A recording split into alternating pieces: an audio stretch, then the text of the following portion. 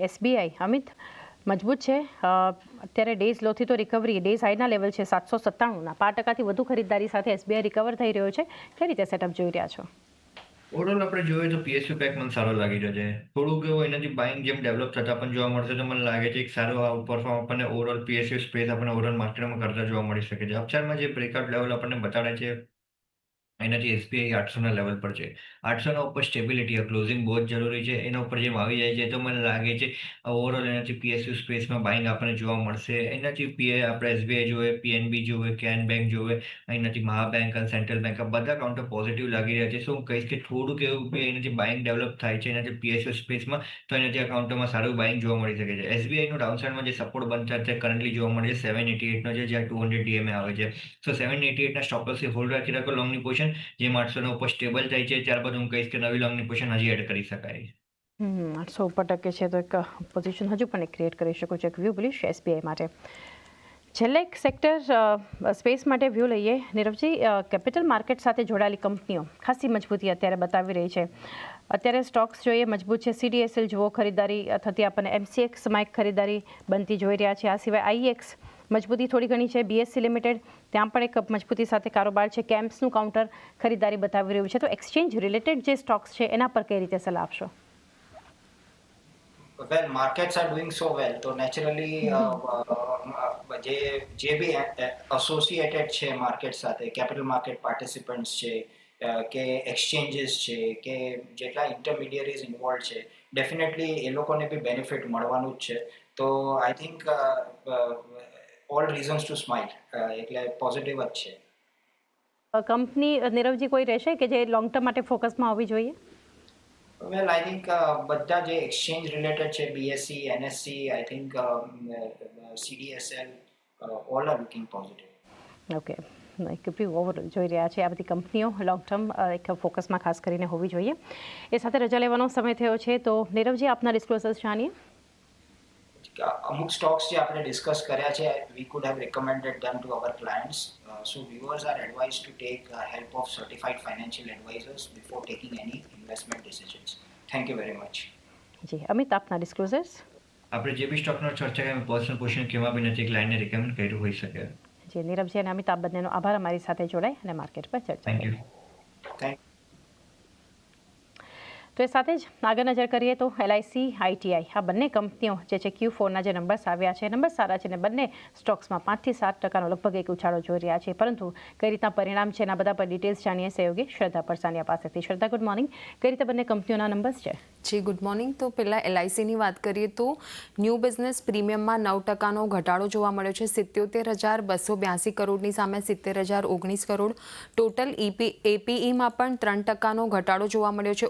19,425 કરોડની સામે 18,853 કરોડ. રિટેલ એપીઈમાં 9%નો ઘટાડો 15,014 કરોડની સામે 13,606 કરોડ અને વેલ્યુ ઓફ ન્યૂ બિઝનેસમાં 14%નો ઘટાડો 3,534 કરોડ પર બુક થતા જોવા મળ્યા છે અને વેલ્યુ ઓફ ન્યૂ બિઝનેસ માર્જિન્સની વાત કરીએ તો 21.1%ની સામે 18.75% થતા જોવા મળે છે. ત્યારબાદ આઈટીઆઈ પર નજર કરીએ તો નેટ લોસ જોવા મળ્યો છે 239 કરોડની સામે 4.4 crore net loss. Y on Y basis પર રેવન્યુમાં પણ 74%નો વધારો થતો જોવા મળ્યો છે. 601 કરોડની સામે 1,046 crore. Y on Y basis પર એબિટામાં લોસ જોવા મળ્યો છે જે last time Y on Y basis પર 174 કરોડ લોસ એબિટા લોસ હતો, એની સામે અત્યારે 28 કરોડ એબિટા લોસ જોવા મળ્યો છે. જી શ્રદ્ધા, આભાર આપનો બંને સ્ટોક્સ પર માહિતી માટે. યજ્ઞેશ, વ્યૂ લઈએ. આઈટીઆઈ વોલ્યુમ બેઝડ બાઇંગ આ સ્ટોક બતાવી રહ્યું છે. કંપનીની ખોટ ખાસી ઘટતી આપણે જોઈ રહ્યા છે. એબિટા લોસ પણ કંપનીનો ખાસો ઓછો થયો છે. એલઆઈસીના નંબર્સ આ બંને આજે કંપનીઓ એવી છે, નંબર્સ એટલા સારા નથી, ઘટાડો છે નંબર્સમાં, પરંતુ જે અનુમાન હતું એના કરતાં ઓછો ઘટાડો છે. એટલે બંને કંપનીઓમાં જબરદસ્ત પોઝિટિવ એક્શન છે. એલઆઈસી અને આઈટીઆઈ બંને માટે વ્યૂ લઈએ. યજ્ઞેશ. ફર્સ્ટ ઓફ ઓલ આઈટીઆઈની વાત કરીએ. એક નેરો રેન્જમાં હતો સ્ટોક. ઘણા સમયથી 290 પાસે એક રેઝિસ્ટન્સ ફેસ કરી રહ્યો હતો. ગઈકાલના સેશનમાં ઘણું સ્ટ્રોંગ બ્રેકઆઉટ જોયું અને આજે એક ફોલોઅપ બાઇંગ જોવા મળી રહ્યો છે. ઓલમોસ્ટ 330ની ઉપર ટ્રેડ કરી રહ્યો છે અત્યારે. નેક્સ્ટ રેઝિસ્ટન્સ છે 345, 345નો. તો ઘણા રેઝિસ્ટન્સની નજીક જ આપણે ટ્રેડ કરી રહ્યા છે. તો મારા હિસાબે એકવાર થોડું નીચે ઘટાડો આવે છે 320-15 પાસે, ત્યાં એક ઓપોર્ચ્યુનિટી રહેલી છે. તો અત્યારે થોડું વેટ એન્ડ વોચ કરવું જોઈએ. અને જે રીતે LICમાં જે એક મોમેન્ટમ જોવા મળ્યું છે, ઘણા સ્ટ્રોંગ બ્રેકઆઉટ જોયા છે, એમાં પણ 860ના. તો આ એક સ્ટોક છે કે જેની અંદર એક સારી ઓપોર્ચ્યુનિટી રહેલી છે. કોઈ ઘટાડો આવે છે તો બાઇંગની સલાહ છે. શોર્ટથી મીડિયમ ટર્મમાં અગર તમારો વ્યૂ છે તો ઉપરમાં 980 સુધીના લક્ષ્યાંક એક્સપેક્ટેડ છે અને સ્ટોપ લોસ નીચેની અંદર 860 રૂપિયાનો મેન્ટેન રાખો. તો એક વ્યૂ 860નો એક સ્ટોપ લોસ LICમાં મેન્ટેન રાખી શકો છો ને સાથે ITI માટે પણ બંને કંપનીઓ સારા પરિણામ બાદ મજબૂતી બતાવી રહી છે અને બંને પર વ્યૂ એક બુલિશ બનતો જોઈ રહ્યા છે. એક ITC માટે યજ્ઞેશ વ્યૂ લઈ લઈએ. બ્લોક ડીલ આજે થઈ 2.63% ઇક્વિટીમાં જે સોદા થયા છે, ત્યારબાદ એક ઘટાડો આપણને ITCનું કાઉન્ટર બતાવી રહ્યું છે. કઈ રીતે સલાહ આપશો? આ ઘટાડામાં શું કરવું જોઈએ?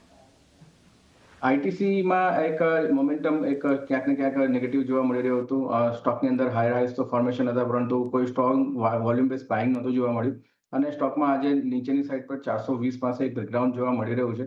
મારા હિસાબે જે રીતનું એક બ્રેકડાઉન છે એક 420-425 પાસે, સ્ટોક અગર 425ની ઉપર એકવાર સસ્ટેન થાય છે ત્યારબાદ એક વાર પ્લાનિંગ કરવું જોઈએ બાઇંગ માટે, તો અત્યારે વેઇટ એન્ડ વોચમાં રાખવું જોઈએ.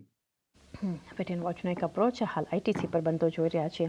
જીઓ ફિનાન્શિયલ માટે વ્યૂ લઈ લઈએ યજ્ઞેશ. અત્યારે ટોપ ગેઇનિંગ કાઉન્ટર છે નિફ્ટીનું. ગઈકાલે પણ વોલ્યુમ બેઝડ બાઇંગ હતું, સૌથી વધારે મજબૂત નિફ્ટીમાં સ્ટોક હતો. અત્યારે 293ના લેવલ્સ, આમ તો ડેઝ લોના લેવલ છે, ઉપરના લેવલ્સથી 300ના લેવલ્સથી થોડું પ્રોફિટ બુકિંગ આવ્યું છે, પરંતુ કઈ રીતે સલાહ આપશો? જે એક્ઝેક્ટલી 300ના લેવલ પાસે ઘણા સ્ટ્રોંગ રેઝિસ્ટન્સ ફોર્મેશન છે. પ્રીવિયસલી 300ના લેવલના બ્રેકડાઉન બાદ સ્ટોકની અંદર આપણે લોઅર સાઇડ મોમેન્ટમ જોયું ઓલમોસ્ટ 200-190 સુધી, અને ત્યાંથી અત્યારે આપણે એક રિકવરી જોઈ રહ્યા છે. તો 300નું લેવલ ઘણું ઇમ્પોર્ટન્ટ રેઝિસ્ટન્સ રહેશે. એકવાર એની ઉપર બ્રેકઆઉટ થાય છે, સસ્ટેન થાય છે, તો સ્ટોકમાં એક નવી ટ્રેન્ડ આપણને જોવા મળી શકે છે અપસાઇડની. તો મારા હિસાબે થોડું 300ના લેવલ્સ માટે બ્રેકઆઉટ માટે વેઇટ કરવો જોઈએ. 300ના લેવલ્સના એક બ્રેકઆઉટ માટે થોડી જે આજનો ડેઝ આવી છે લેવલ્સની ફરી થોડી રાહ જોઈ શકો છો. ત્યારબાદ અદાની પોર્ટમાં પણ અત્યારે એક ડેઝ લોથી થોડી રિકવરી છે. ડેઝ હાઈના લેવલ છે યજ્ઞેશ 5%ની ખરીદદારી સાથે, તો કઈ રીતે સલાહ આપશો આપ? ઓવરઓલ અદાની પોર્ટની વાત કરીએ તો વ્યૂ પોઝિટિવ છે. સ્ટોકની અંદર એક હાયર ટોપ હાયર બોટમ ફોર્મેશન એક અપટ્રેન્ડ જોવા મળી રહ્યો છે. શોર્ટ ટર્મ મૂવિંગ એવરેજ પાસે સપોર્ટ લઈને સ્ટોક ટ્રેડ કર્યો છે અને એક મોમેન્ટમ શોર્ટ ટર્મની પણ અપસાઇડ જોવા મળી રહ્યું છે. મારા હિસાબે એક સારી ઓપોર્ચ્યુનિટી છે. 1420નો એકવાર બ્રેકઆઉટ થાય છે તો સ્ટોકમાં 1480 સુધીના લક્ષ્યાંક આવતા જોવા મળી શકે છે. 1420નું બ્રેકઆઉટનું કન્ડિશનલ બાયની સલાહ રહેશે. તો 1420ના એક બ્રેકઆઉટની કન્ડિશનલ બાય એક વ્યૂ બનતો જોઈ રહ્યા છે આપણે અદાની પોર્ટના કાઉન્ટર માટે. ટાઇટન 1%ના પ્રેશર પર અત્યારે છે. ટાઇટનના લગભગ 3550ના લેવલ્સની આસપાસ ઘટી રહ્યું છે. કઈ રીતે સલાહ આપશો? ટાઇટનના કાઉન્ટરમાં એક ઘણા ઇમ્પોર્ટન્ટ 3650ના લેવલ્સ પાસે રેઝિસ્ટન્સ જોવા મળી રહ્યો છે. પ્રીવિયસલી આપણે જોયું છે તો આ લેવલ્સથી એક ઘણી સ્ટ્રોંગ વેચવાલી જોઈ હતી. સ્ટોક આ લેવલ્સ પર મે મહિનાની શરૂઆતમાં એક સ્ટ્રોંગ મોમેન્ટમ દર્શાવ્યું, પરંતુ આ લેવલ્સ પર 3650 પર એક વેચવાલી જોવા મળી અને ગઈકાલના સેશનમાં પણ જોઈએ છે તો આપણાને આ લેવલ્સથી એક વેચવાલી જોવા મળી છે. તો ક્યાંક ને ક્યાંક હાયર લેવલ્સ પર સ્ટોક એક પ્રેશર અનુભવી રહ્યો છે. મારા હિસાબે 3650નો કોઈ બ્રેકઆઉટ થાય છે ત્યારબાદ બાઇંગની સલાહ છે, તો અત્યારે સ્ટોકને અવોઇડ કરવું જોઈએ. હાલ તો એક વ્યૂ અવોઇડ માટે આપણને ટાઇટન પર બનતો જોઈ રહ્યા છે. એક કાઉન્ટર બોશ માટે વ્યૂ લઈએ. બોશમાં પણ આજે જે રીતે નંબર્સ આવ્યા છે 3.5%નું દબાણ અત્યારે બોશ લિમિટેડ આપણને બતાવી રહ્યું છે. પરિણામના ફ્રન્ટ પર જુઓ, પ્રોફિટ ઘટ્યો છે, માર્જિન્સ ફ્લેટ રહ્યા છે કંપનીના. તો કઈ રીતે ઓવરઓલ એક વ્યૂ આ કંપની માટે રહેશે?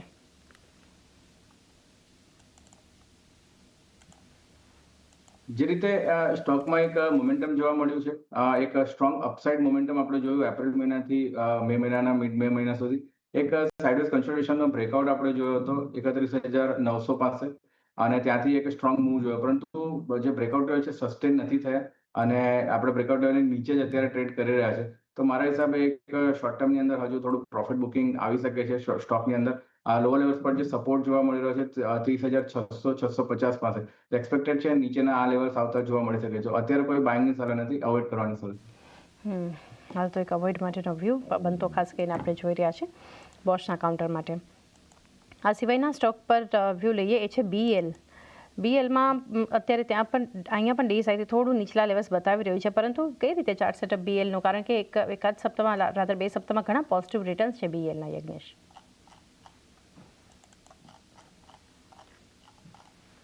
BELના સ્ટોક ઘણા સ્ટ્રોંગ બ્રેકઆઉટ આપણે જોઈએ 340ના લેવલના અને ત્યાંથી 390 સુધી વન સાઇડેડ અપમૂવ રેલી જોઈ છે આપણે.